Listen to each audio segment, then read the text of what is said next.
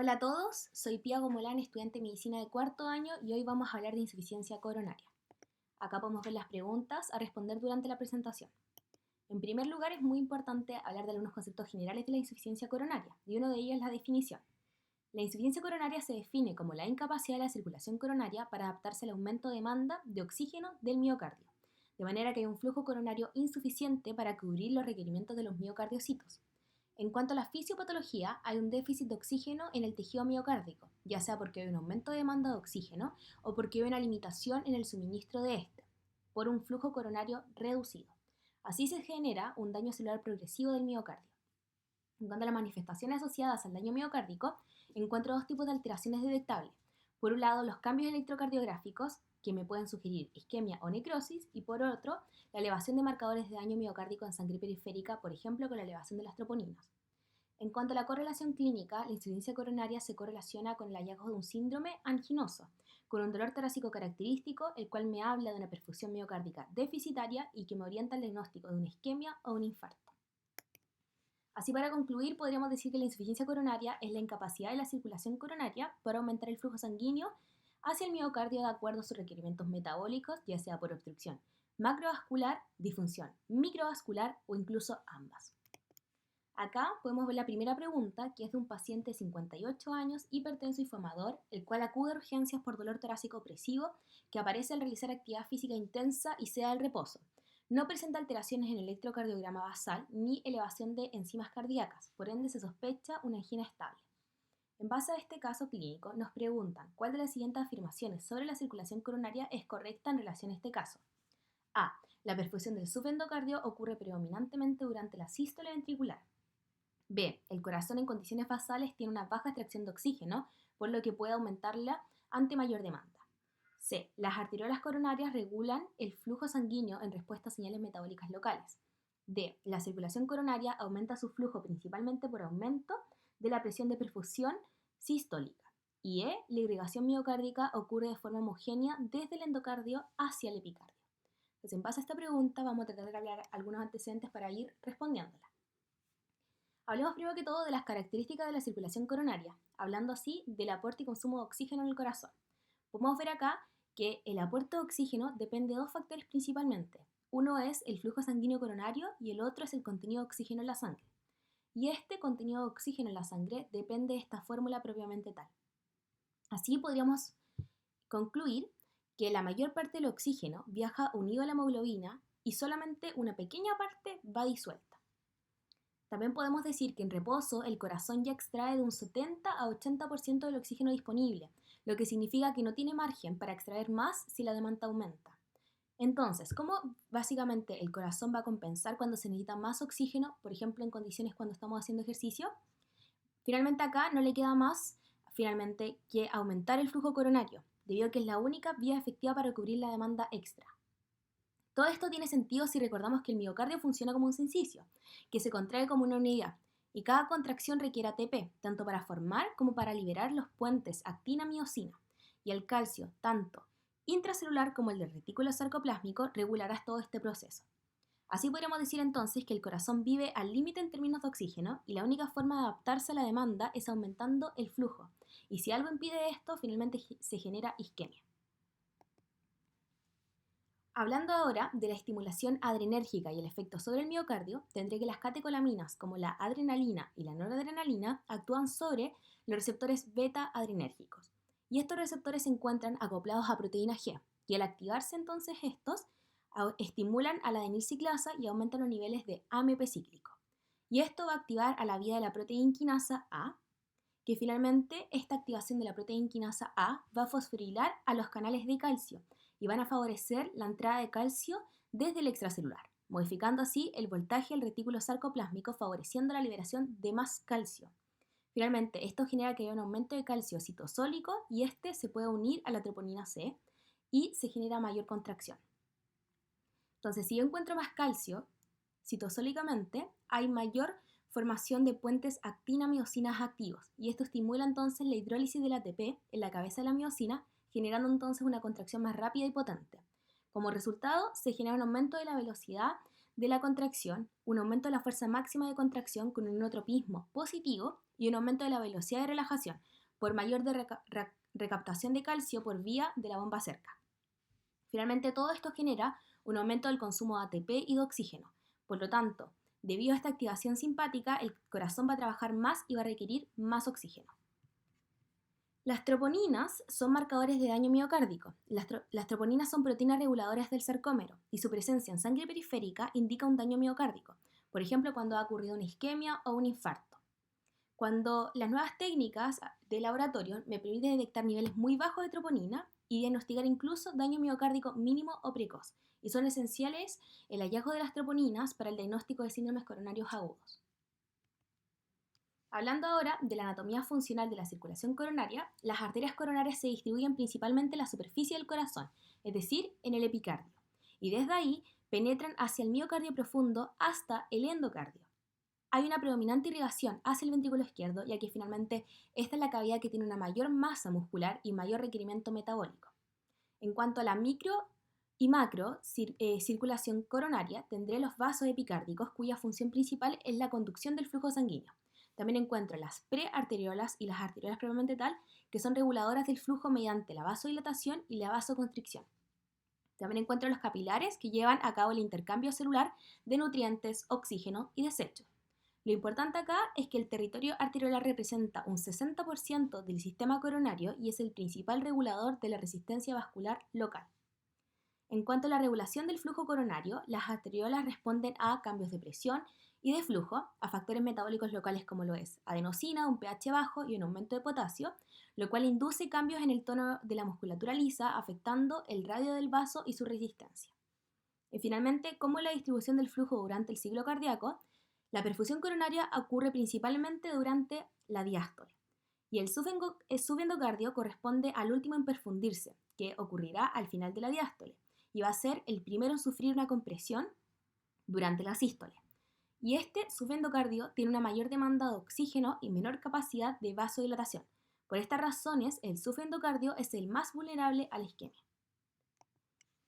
En cuanto al consumo miocárdico de oxígeno, tendré un consumo basal y el consumo durante el proceso contráctil. El consumo basal es alrededor del 20% y está asociado a funciones esenciales para la vida celular como la mantención de gradientes electroquímicos, los procesos de activación celular y contráctil, y finalmente este va a ser un consumo constante, independiente del trabajo mecánico. Por otro lado, el proceso contráctil, que se lleva básicamente alrededor del 80% el consumo miocárdico de oxígeno, este va a depender del trabajo mecánico del corazón y tiene 4 determinantes principales. 1. El desarrollo de tensión, que corresponde al más relevante. 2. El acortamiento sarcomérico. 3. La frecuencia cardíaca. Y 4. El volumen de masa miocárdica. Dentro de la importancia de la tensión de la pared, tendré que acá que la tensión de la pared se calcula con la siguiente fórmula, que básicamente me dicen que la tensión es igual a la multiplicación entre P y R dividido 2, donde P corresponde a la presión intracavitaria, R al radio de la cavidad dividido finalmente 2.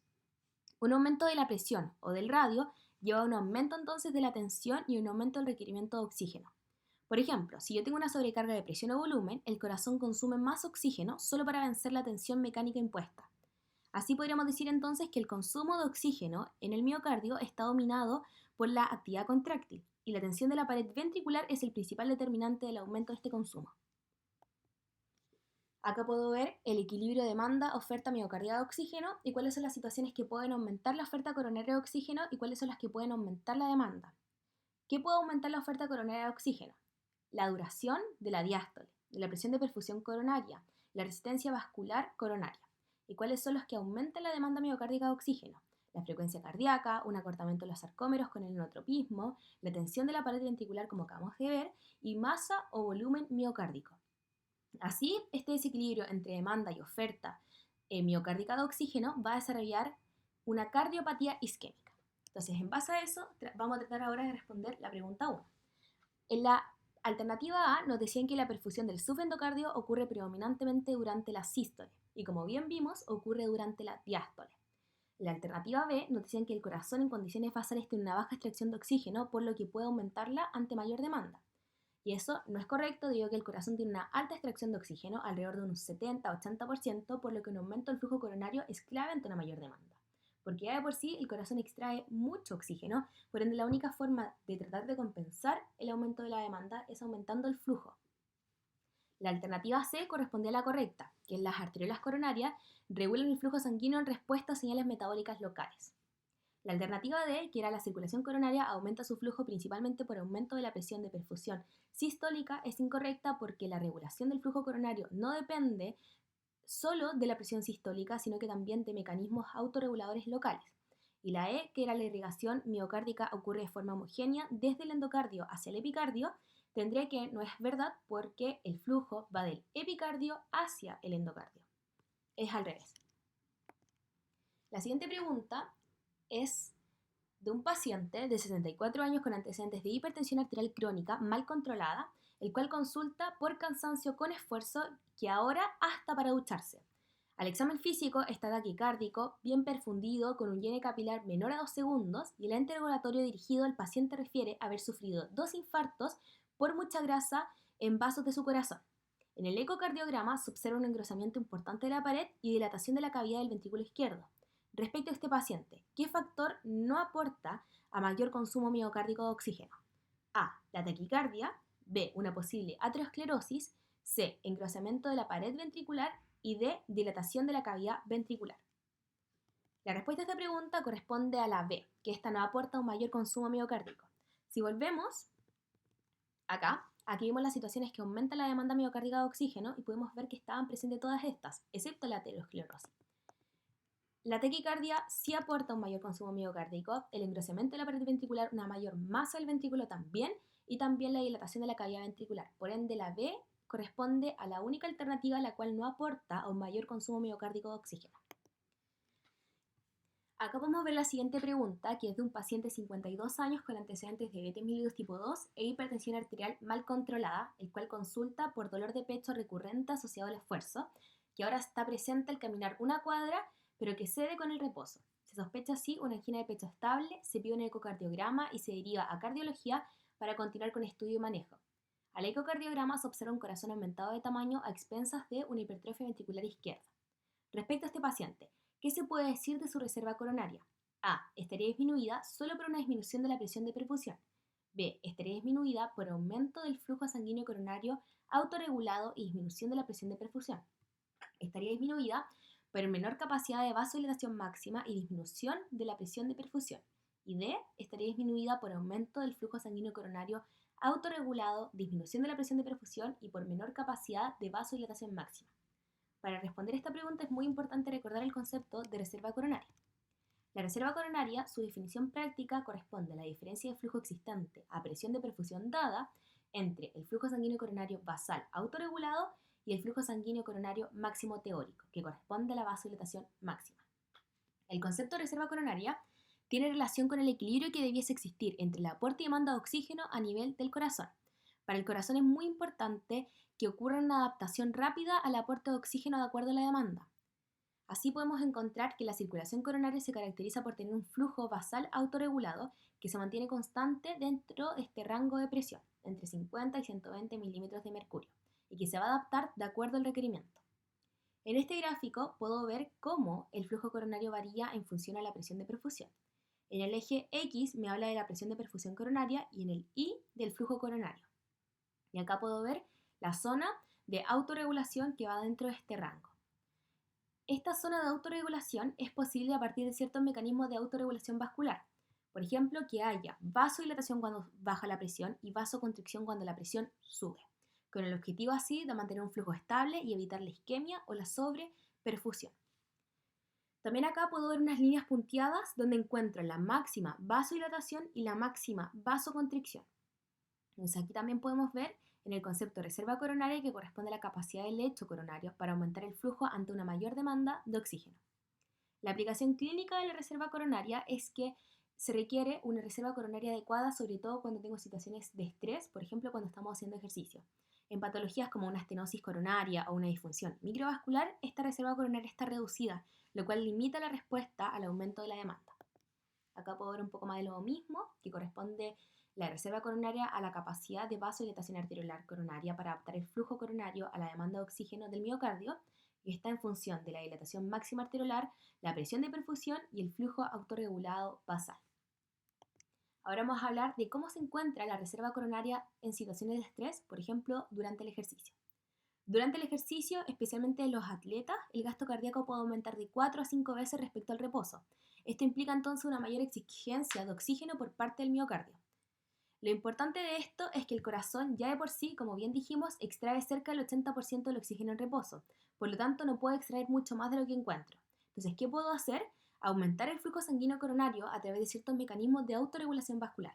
Dentro de estos mecanismos encuentro mecanismos inmediatos de adaptación, donde el aumento de la demanda de oxígeno activará a la reserva coronaria, y esta activación provoca vasodilatación arteriolar, lo cual me genera una disminución de la resistencia vascular coronaria y un aumento del flujo sanguíneo coronario.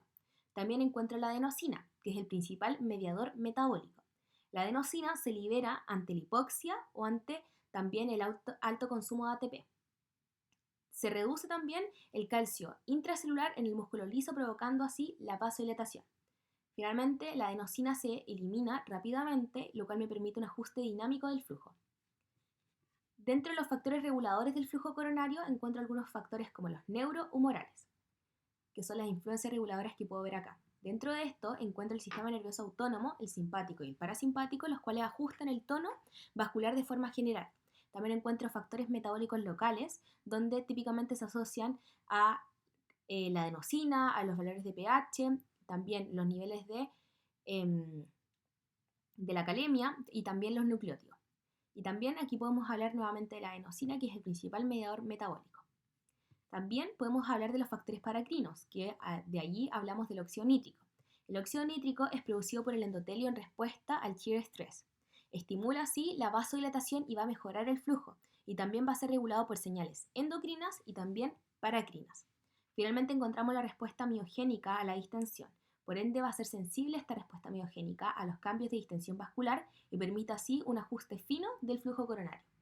¿Cómo es que se encuentra las adaptaciones a nivel de un entrenamiento físico crónico?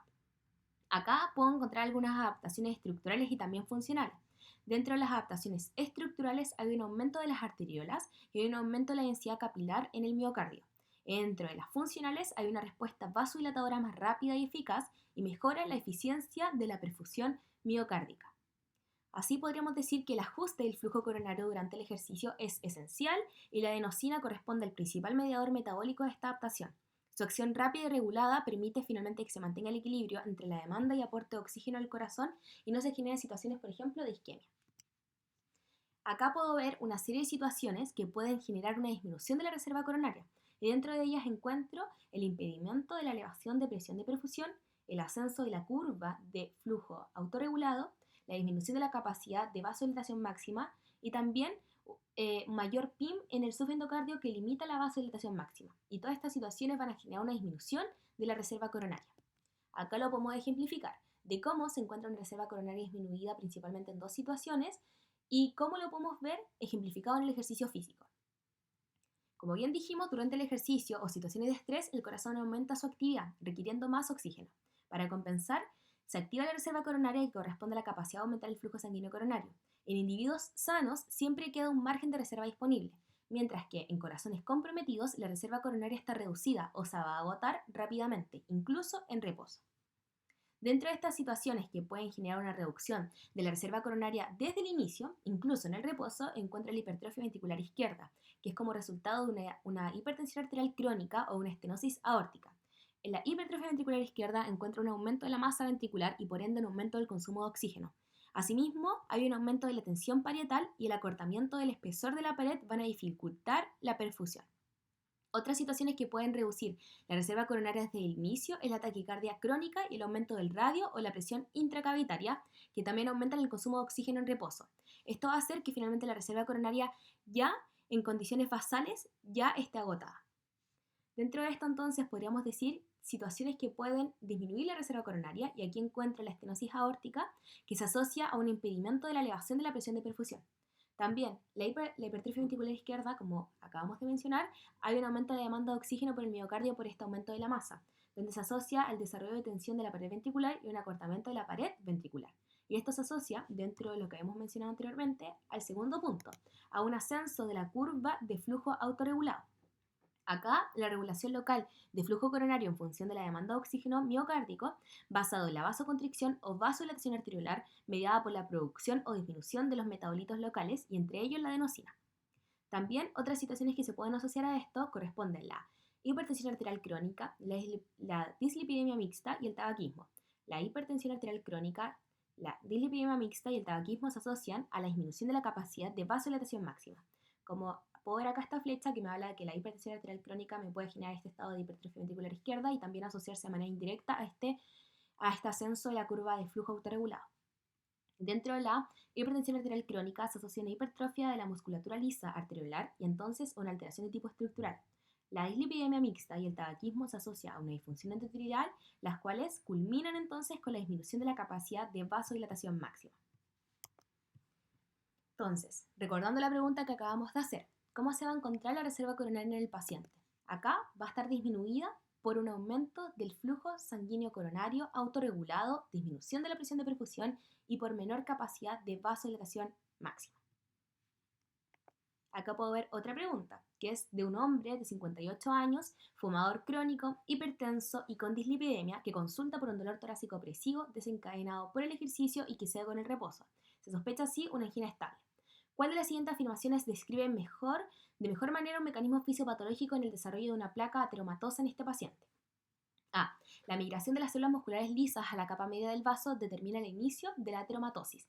B. La activación del endotelio favorece la producción de óxido nítrico que impide la formación de placa. C. La disfunción endotelial facilita la adhesión leucocitaria y el depósito de lípidos en la íntima arterial. D. La formación de placas de ateroma es típica de vasos pequeño calibre, como las arteriolas. Y E. El flujo laminar acelera el depósito de colesterol LDL en la subíntima. Bueno, para responder a esa pregunta es muy importante hablar de la formación de la placa de ateroma, que se puede subdividir en 7 hitos principales. 1 es el inicio del proceso con disfunción endotelial. 2. Evaluación funcional del endotelio. 3. Formación de la placa de ateroma. 4. Consecuencias hemodinámicas de la placa. 5. Composición y vulnerabilidad de la placa. 6. Accidente de placa, que corresponde al evento agudo. Y finalmente factores de riesgo y progresión. Hablemos del primer punto, que corresponde al inicio del proceso disfunción endotelial. Este proceso no solo disminuye el estado vasodilatador por parte del endotelio, sino que además promueve un estado proagregante plaquetario y antifibrinolítico, favoreciendo así la formación de trombos. Típicamente, esta disfunción endotelial es asociada a ciertos factores de riesgo cardiovascular. Genera finalmente una disminución de la producción de vasodilatadores como lo es el óxido nítrico y la prostaciclina. También, como hay una disminución de los vasodilatadores, también hay un aumento de la producción de vasoconstrictores como la endotelina, la angiotensina y el tromboxano. Como efecto global tendremos entonces una vasoconstricción sostenida, un estado protrombótico que aumenta entonces el riesgo de agregación plaquetaria y disminuye la fibrinólisis y un aumento de la expresión de moléculas de adhesión. Por ende se asocia la migración leucocitaria hacia la íntima. El segundo hito corresponde a la evaluación funcional del endotelio. ¿Cómo puedo generar una evaluación funcional del endotelio? Típicamente se hace con el test de acetilcolina. Entonces la evaluación del endotelio se puede hacer in vivo o también in vitro.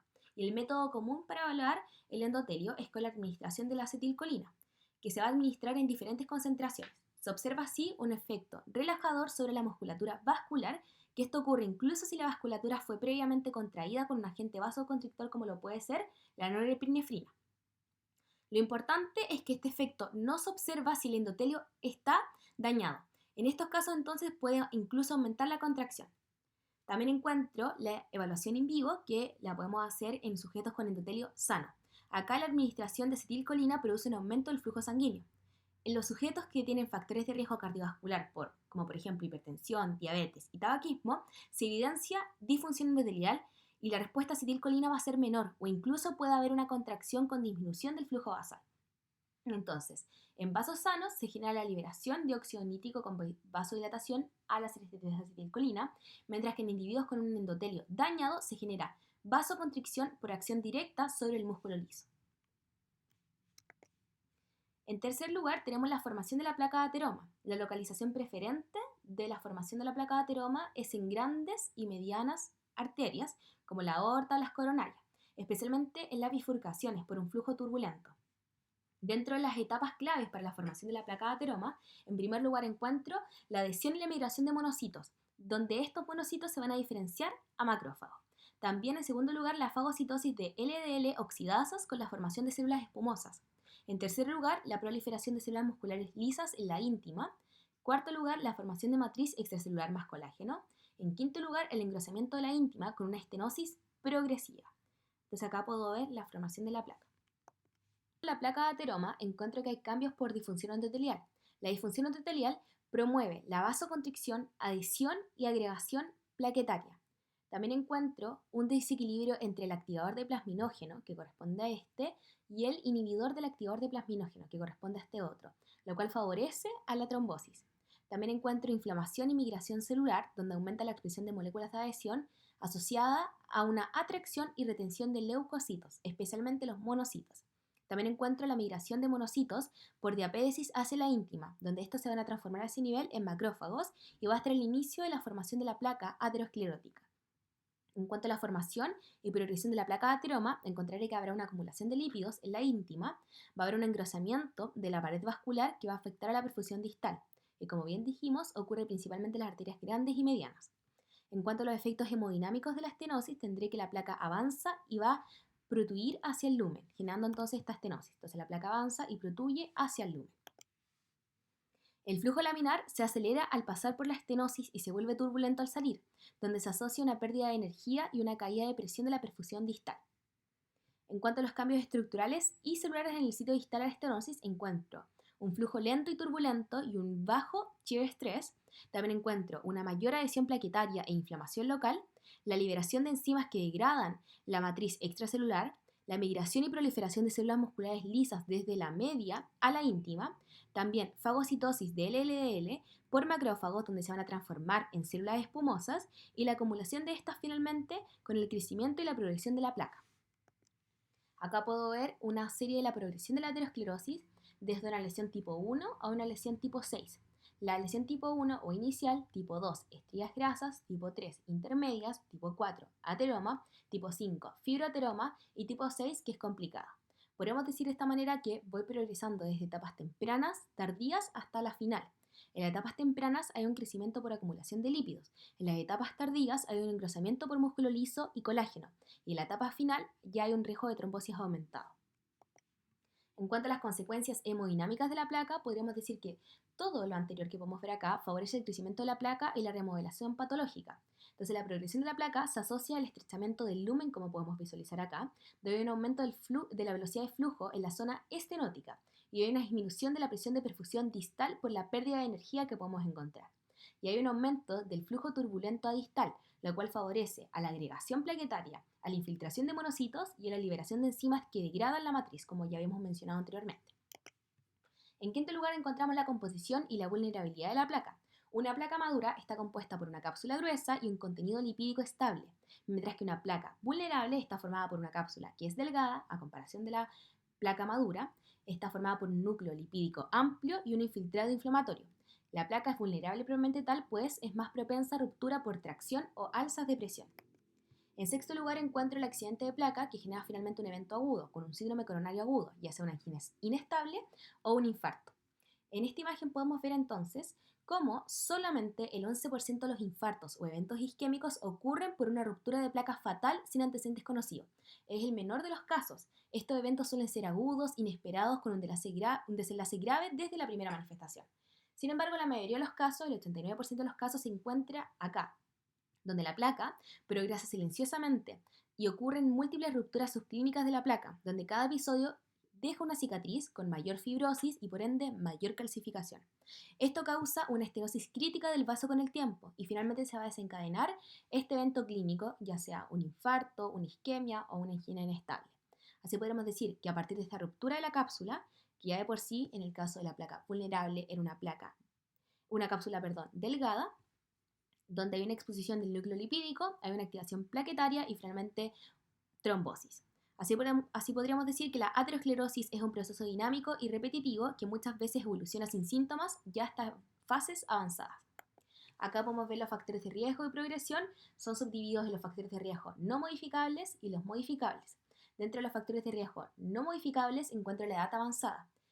El sexo masculino. El sexo masculino cabe destacar de que hay un mayor riesgo en hombres, pero esto se iguala cuando las mujeres ya están posmenopáusicas. Antecedentes familiares de enfermedad cardiovascular precoz y algunas alteraciones genéticas hereditarias. Dentro de los factores de riesgo modificables encuentro la hiperlipidemia, la hipertensión arterial crónica, tabaquismo, diabetes mellitus, obesidad, inactividad física, estrés, hemocisteína, dieta rica en carbohidratos, consumo de alcohol y ciertas infecciones. Dentro de la explicación fisiopatológica detrás de algunos factores de riesgo cardiovascular, principalmente dentro de los factores de riesgo modificables como podemos ver acá. En el tabaquismo encuentro una activación de mi sistema nervioso simpático, un aumento del colesterol y un aumento de la resistencia a la insulina. En primer lugar, hay un aumento de la oxidación del LDL por inhibición de la paraoxonasa. En segundo lugar, hay un aumento de la especie reactiva de oxígeno generando una disfunción endotelial y genera una desregulación de los niveles de óxido nítrico y endotelina, alterando así la reserva coronaria. En tercer lugar, encuentro un efecto protrombótico y antifibrinolítico. En la hipertensión encuentro factores hemodinámicos y prohipertensivos, por ejemplo, la angiotensina 2, los cuales van a confluir en generar un estrés oxidativo y con eso disfunción endotelial e inflamación. En segundo lugar, las ondas de flujo pulsátil en sujetos mayores genera daño arterial y posibilidad de ruptura de las placas ateromatosas. La diabetes mellitus típicamente asociada a la dislipidemia. Acá la insulina, el exceso de insulina, tendré que va a activar el receptor de colesterol en macrófagos que corresponde al CD36 y hay una disminución del transportador que elimina el colesterol intracelular, que es el ABCA1. La insulinoresistencia genera así una disminución de la óxido nítrico sintasa endotelial, produciendo así una disfunción endotelial, y hay un aumento del factor inhibidor del activador del plasminógeno. En cuanto a la obesidad, encuentro que el tejido adiposo es invadido por macrófagos, liberando así citoquinas proinflamatorias. En segundo lugar, los ácidos grasos libres liberados producen una inactivación intracelular del inhibidor del NFK-beta. El tejido adiposo produce finalmente este PAI y el angiotensinógeno. Finalmente encontramos la dislipidemia, donde el aumento del LDL plasmático permite una mayor penetración vascular de esta, y ahí el LDL se oxida, volviéndolo más aterogénico y proinflamatorio. Entonces, en base a la pregunta que nos habían hecho, podríamos decir que acá la respuesta correcta del paciente de 58 años, fumador crónico, hipertenso con dislipidemia, que consultaba por este dolor torácico opresivo, era que la disfunción endotelial facilita la adhesión leucocitaria y el depósito de lípidos en la íntima arterial. La A es incorrecta debido a que la migración de células musculares lisas ocurre más adelante en el proceso. La iniciación ocurre por disfunción endotelial y la adhesión de monocitos. La B era incorrecta también, pues en condiciones normales el endotelio produce óxido nítrico, pero la disfunción endotelial esto va a disminuir, favoreciendo así la vasoconstricción y también la formación de trombos. La C correspondía a la correcta debido a que efectivamente la disfunción endotelial inducida por factores de riesgo, como los que acabamos de mencionar, permite la adhesión leucocitaria, la migración de estos a la íntima y la acumulación de lípidos, iniciando así la formación de la placa ateromatosa.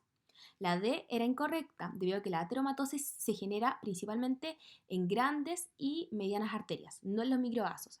Y la E era incorrecta también porque el flujo turbulento no laminar favorece el depósito de lípidos. Las zonas de bifurcación arterial son las más afectadas principalmente.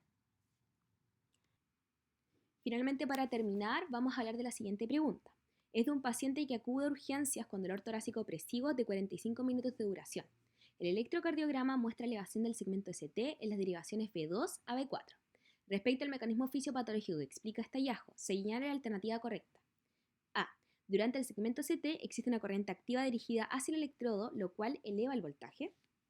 B. La elevación del ST se debe a una despolarización más intensa durante la contracción ventricular. C. La elevación del ST se debe a que la línea de base en el pre-QRS está deprimida por corrientes de lesión. D. El segmento ST se eleva porque el tejido isquémico se repolariza más rápido que el sano. Y E. La elevación se genera por un retraso en la repolarización del nodo atrioventricular. Bueno, ahora vamos a hablar de algunos antecedentes para tratar de responder esta pregunta. Dentro de las expresiones del síndrome coronario agudo encuentro un infarto agudo al miocardio con elevación del segmento ST, infarto agudo al miocardio sin elevación del segmento ST, angina inestable y muerte súbita. Dentro del infarto agudo al miocardio con elevación del ST encuentro que se debe a una oclusión súbita y completa de una arteria coronaria por un trombo típicamente. Generalmente ocurre sobre una placa inestable con poca circulación colateral. Acá la necrosis celular se instala en 20 minutos si no hay reperfusión. La necrosis comienza en el subendocardio y puede hacerse transmural.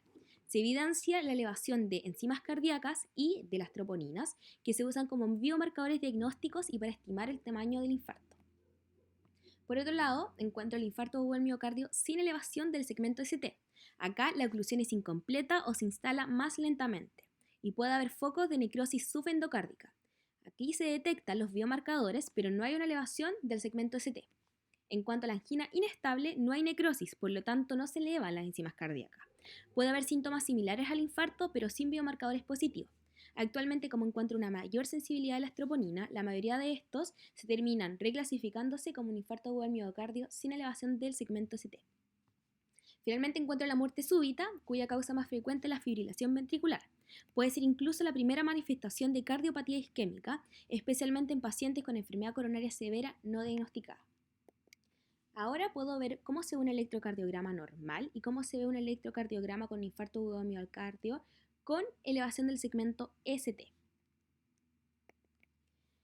Hablando ahora de una isquemia no transmural con una depresión del segmento ST y a continuación de una isquemia transmural con una elevación del segmento ST.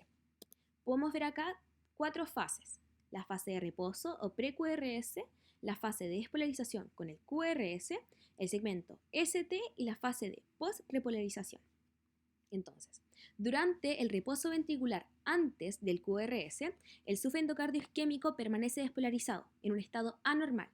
Esto genera corrientes eléctricas dirigidas hacia el electrodo positivo en la superficie y como resultado el voltaje basal aparece elevado. ¿Qué ocurre durante la despolarización ventricular? Es decir, en el QRS. Todo el ventrículo se despolariza uniformemente y el electrodo registra 0 voltaje, como es normal en el segmento ST. ¿Qué ocurre en el segmento ST? Aunque el voltaje real sea 0, como el nivel basal está elevado, el segmento ST se ve más bajo en comparación con la línea de base, donde en el electrocardiograma puedo ver que hay una depresión del ST. ¿Qué ocurre después de la repolarización, es decir, después de la onda T? El voltaje vuelve a su estado basal elevado por la persistencia de la corriente de lesión y su apariencia se mantiene como si hubiera una depresión del ST respecto a esa base alterada. Entonces podríamos decir como conclusión que la depresión del segmento ST no implica una caída real del voltaje durante el ST, sino que se debe a una elevación anómala del voltaje basal causada por una isquemia subendocárdica que genera corrientes de lesión detectadas por el electrodo. ¿Qué ocurre cuando hay una isquemia transmural con una elevación del segmento ST? También encuentra las mismas 4 fases para hacer la comparación. Durante el reposo ventricular, es decir, antes del QRS, el tejido isquémico permanece despolarizado por el daño celular. Esto genera una corriente de lesión que se aleja del electrodo del registro. Por ende, puedo ver que el voltaje basal aparece deprimido antes del QRS. Entonces acá se ve que el pre-QRS está deprimido. ¿Qué ocurre durante la despolarización? Todo el ventrículo también se despolariza rápidamente y el electrodo registra la actividad eléctrica normal. ¿Qué ocurre durante el segmento ST? Acá todo el ventrículo está despolarizado y no hay diferencia de potencial, por lo tanto el electrodo registra 0 voltaje, donde la línea se puede ver plana. Pero como el voltaje basal antes del QRS estaba deprimido, el ST ahora aparece elevado en relación a la línea de base. Y finalmente, ¿qué ocurre después de la repolarización? Después de la onda T, podemos ver que el tejido sano se repolariza y vuelve a su estado de reposo, y el tejido isquémico sigue alterando la línea base, donde la línea vuelve a aparecer más negativa y aparece deprimida. Así podemos concluir que la elevación del ST no se debe a un aumento real del voltaje durante el segmento ST, sino a una depresión del voltaje basal causada por una zona isquémica que altera los potenciales de reposo. Así podríamos decir que la respuesta de la pregunta 5 corresponde a la C. La elevación del segmento ST se debe a que la línea de base, el pre-QRS, está deprimida por corrientes de lesión. Entonces tendríamos que decir que en la línea isquémica transmural, en la isquemia transmural en particular, la zona epicárdica permanece despolarizada en reposo, lo cual genera una corriente de lesión que se aleja del electrodo, y esto va a deprimir la línea basal y aunque el ST sea eléctricamente neutro, aparecerá elevado en relación a esa línea deprimida por la explicación que acabamos de mencionar aquí. Como conclusiones de esta ayudantía, podríamos decir que la insuficiencia coronaria surge por un desequilibrio entre la aporte y demanda de oxígeno miocárdico, con consecuencias clínicas que van desde la angina estable hasta el infarto. La disfunción endotelial es el punto de partida de la aterosclerosis, facilitando la adhesión leucocitaria y el depósito lipídico en la íntima arterial. La elevación del segmento CT en el electrocardiograma no representa mayor actividad eléctrica, sino una línea basal deprimida causada por una zona isquémica despolarizada. La reserva coronaria se reduce en condiciones como hipertrofia ventricular por menor capacidad de vasodilatación y un aumento del flujo autorregulado basal. Y finalmente, el subendocardio es el territorio más susceptible a la isquemia por su alta demanda de oxígeno y menor capacidad de vasodilatación y ser el último en perfundirse durante la diástole. Cualquier pregunta nos pueden hacerlas en el Instagram de la ayudantía y eso. Espero que les haya servido la ayudantía.